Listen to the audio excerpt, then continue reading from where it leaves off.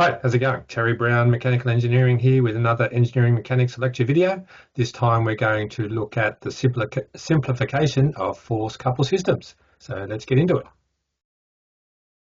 So lecture objectives: to understand the effect of moving a force and then to find an equivalent force couple system for a system of forces and couples. So when we're looking at equivalent systems, in many cases where we're analysing structures and components, structural components, it's sometimes convenient to replace a system of forces and couple moments to a simpler equivalent system, such as just a single resultant force and a resultant couple, or even just a single force. So as an example, we can see the light, the pole here and the beam supporting the two traffic lights. We can replace the system where we have those two weights here with an equivalent single force and moment at the support here at point O. If a system is equivalent, it produces the same external effect as the original force and couple moment system, which we looked at in the previous video when we look at couples. And in the case of fully supported structures and components like this, the external effects are the reactions. All right, so if we firstly consider moving a force along its line of action, this is the simplest to understand. All right, so if we've got a force here at the end of the stick at point A, and then we apply a pair of forces equal and opposite to each other at the other end. So we have a minus F and an F here, so we've effectively done nothing, right? So F minus F is 0. But if we then, instead of looking at these two forces, we look at the original force F out here and the minus F here, we can see that those two are equal and opposite and they cancel.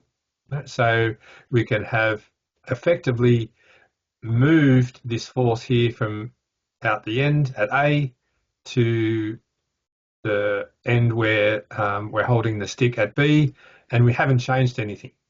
Okay, and this demonstrates the principle of transmissibility, that we can move a force anywhere along its line of action and we don't change the external effect. Okay, so again, thinking about external and internal effects, here the force that we need to apply to the stick to stop it from moving, right? So if I have a stick like this and I've got it here and I apply the force at one end and try and move it, and I instead apply the force here at the end and try and move it, the force that I need to apply at my left hand remains the same. What changes, right, are the internal effects. So here I'll be generating strain and stress along the length of the stick, whereas here everything out here is free and there's no strain or stress in this part of the stick if I apply the force at the end B. Okay, so now let's look at the more interesting case where we move a force off its line of action. Okay, so now we've got the stick like this and we've got a force out here that's perpendicular to the length of the stick. If we look at the end B here and we apply equal and opposite forces, same as we did before. If we now, right, so force here, force F minus F, we've effectively done nothing.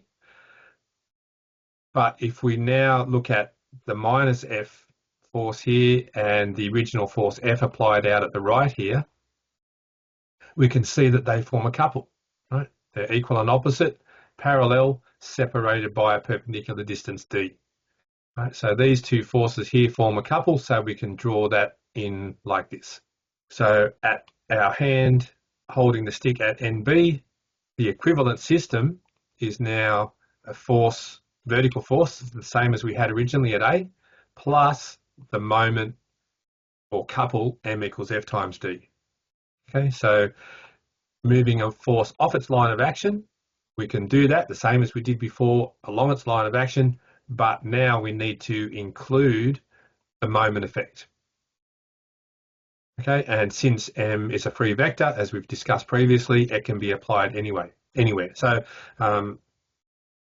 pick up a ruler or a pen and just do the exercise and see how easy it is to stop.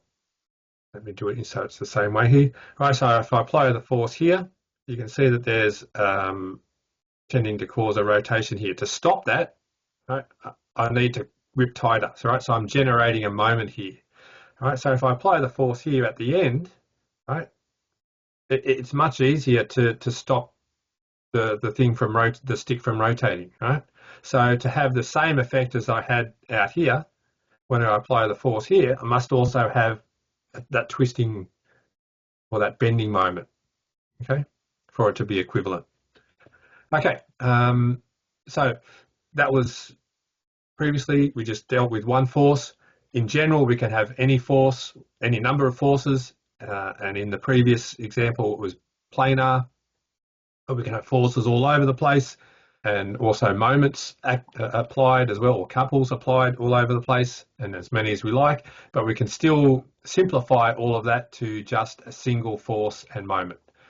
Okay, so if we have all of our forces all over the place and a moment somewhere, and we find an equivalent single force and moment at point O, so we just do that. So sum all of the forces, the vector forces, sum all of the moments. We can find an equivalent single force and moment at point O. We're not going to do that in this subject. We're just going to stick to scalar equations or coplanar problems.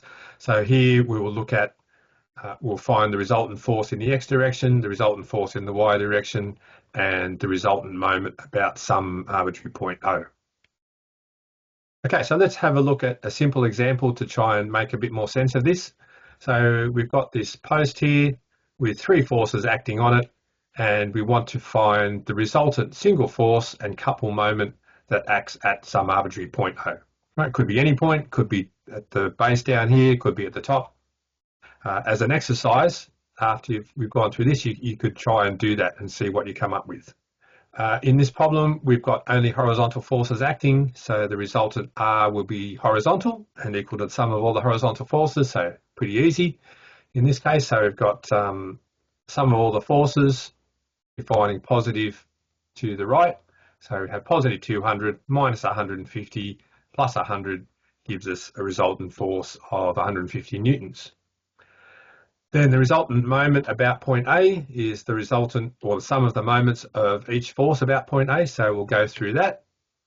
The resultant moment, sum of the moments about point A, taking anti-clockwise as positive.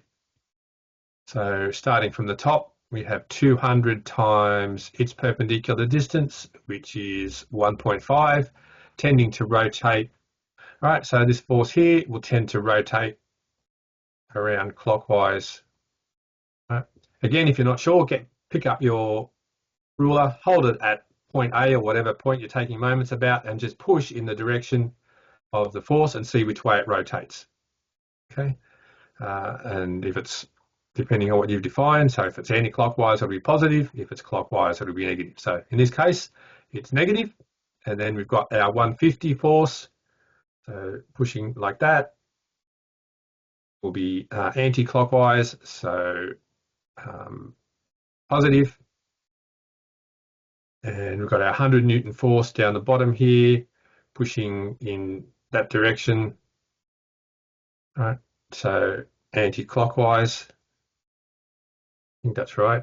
Hopefully I've got that's coming out in the right direction. Sometimes the mirroring on the what I can see here sometimes shows it correctly and sometimes it doesn't. But anyway, hopefully you can see that and just go through the exercise for yourself to see that this one is tending to rotate anti-clockwise about point A. All right, so if we do the maths, we get minus 175 Newton meters. The minus sign indicating that it's resultant clockwise moment. And we can redraw this system. That's clear away those things to make it clear, erase all ink. All right, so we can see now we have an equivalent single force and moment couple at point A to our original system of three forces. And we can, of course, do that with multiple forces and moments. But we can go one step further with the simplification, and we can take our single force and moment and replace that with just a single force. All right, so when we do that, we need to work out where we need to place this force so it has the same moment effect about point O. Okay, so now our unknown will be this distance here, D. Okay, so we've got an equivalent force and couple moment about point O. Now we want to know what single force we can apply that's equivalent to that. So we need to know where to place that so that it's the same value. And you've got the equations down the bottom here. All right, so let's clear that away and look at an example. All right, so returning to that simple example that we just looked at. So we've got our single force and couple here at point A. So now what we want to do is to replace that by a single force that has the same external effect. So hopefully you can see that in order to do that, we need to move this force here up so we get the same clockwise moment about point A, but we don't know how far to move it up yet. So if we define that as A, our equation is that the moment effect of R must be the same here as R plus the couple here. So we can make that equality, rearrange that and solve for this distance here, A. All right, so in summary, this resultant here, R of 150, placed 1.17 meters above point A, is equivalent to the original three forces that we had. Okay, so all of these three pictures here have all equivalent, are all equivalent systems.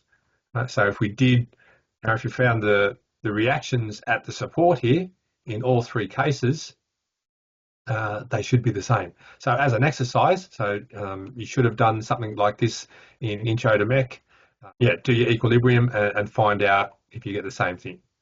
Also, you could redo this problem by finding the equivalent single force and moment at point B, and then working out how far above point B R needs to be placed. Right? And you should get the answer of, 2.67, right? 1.17 plus 1.5. All right, so I'll leave that as an exercise for you to do. So let's have a look at one more example.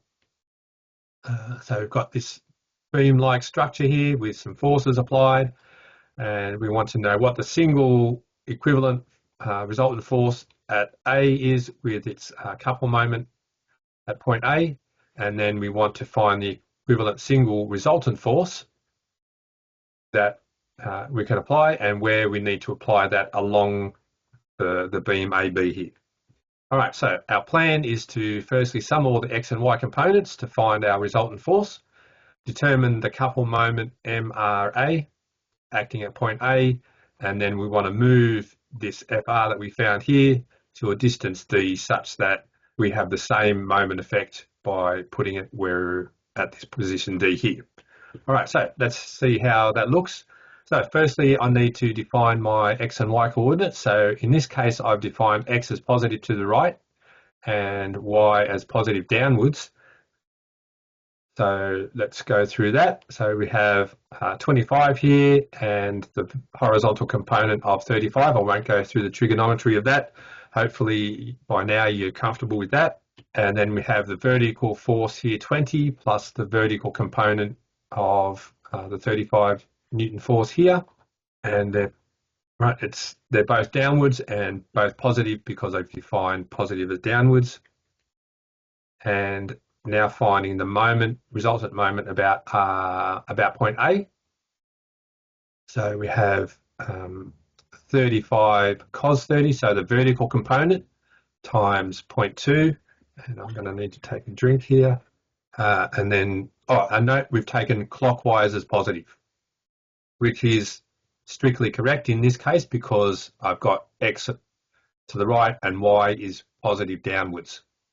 Okay, so if you do I cross J, the positive Z-axis is into the page. All right, and then we have 25 times its perpendicular distance to point A, which is 0.3. Going anti-clockwise, which in this case is negative because if it's flying clockwise it's positive. Do the maths and you get 10.56 Newton meters. Okay, so our resultant force, Pythagoras, sum of the square root of sum of the squares to get the resultant force, 65.9 newtons. And I've just shown that on the diagram over here.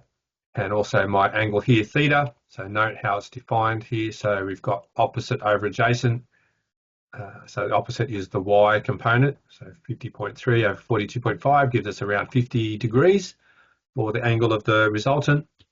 And then to find the equivalent single force R, FR, right, we need to move this force here along the line AB.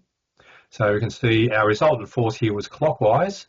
So we're going to need to move this force FR here along to the right if it's going to be a force on its own that has the same force and couple moment effect as FR and MRA here. So if we draw that on here, FR, the resultant force, we've moved across here somewhere.